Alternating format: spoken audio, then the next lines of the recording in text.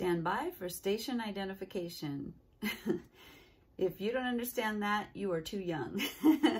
But an old gal like me remembers when I was a kid that during TV shows, they would break for like commercials and also for the station that they were representing to be identified, like NBC, ABC, whatever. So they would say stand by for station identification, which meant we're taking a break. And you never knew when it was coming. And that is what happened in my life the last couple of weeks. I did not know we were going to take a break, and yet we did. And I set up a series on love, which was very important to me. And then life happens. That's just how it is. It's been a bit of drama here in the bridal world in Idaho, especially for my September brides, a few of them.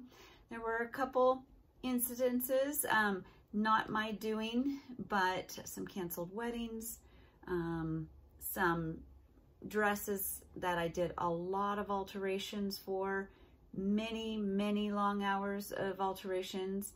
And there's one in particular that I probably am not going to get paid for, and she may not be picking up her dress. I may be stuck with this dress.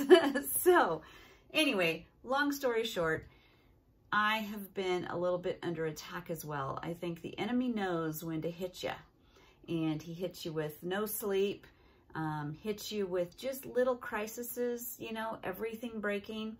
And not to say that all of that is from the enemy, but when it comes in waves and it doesn't let up, it feels like an attack. And especially when you just start something that you really feel like God is telling you to do, and then the attacks start. And that's been my last few weeks. So stand by. So sorry, I'm always saying that, but wedding season and life and family and emergencies, I'm sure you guys have felt that many times yourselves. But the other way that I know that it was a spiritual attack is because it attacked my mind. Didn't help that I wasn't getting much sleep for one reason or another. But what the enemy did is to whisper in my ear through an acquaintance something that triggered something in my thought process from, you know, old fears. And then, of course, I had the choice to ignore it and focus on God, or I had the choice to listen to it and kind of play with it a bit, which then the enemy is like, all right, we got her, and takes you down. But let me tell you, God is good and he is faithful. And the one thing that I do whenever the enemy tries to steal my thoughts and he starts to pull me under is that I watch amazing testimonies. And that is what will, when I think, you know, God isn't moving, I don't see him, I don't hear him, I listen to other Christians and see what he's doing in their life. And so I ran across a really cool one today. And it is, I think his name is Jonathan Kane. He's from the music group Journey and one of their writers.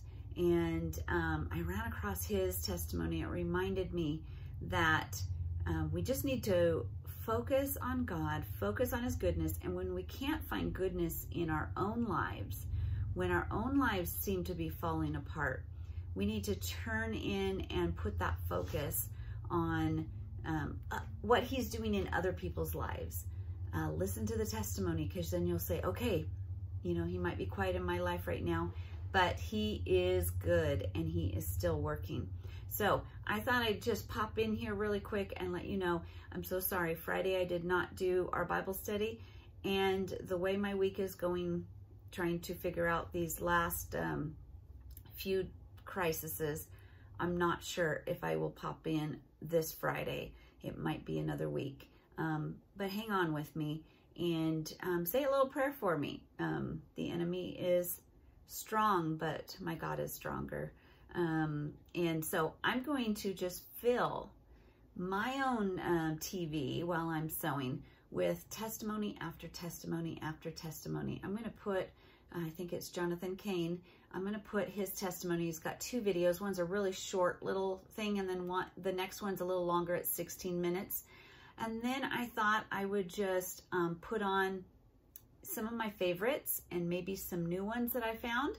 And as I go, I check back in the description, because I think I'll just keep posting lots of my favorite testimonies. And maybe if you're in a place of struggling at the moment, or later on or down the road you find yourself in that, maybe you can go back to this video and say, wait, there's some great testimonies. I want to look them up. I want to see what God is doing in other people's lives, so that I can see that He is alive and well and working in my life as well.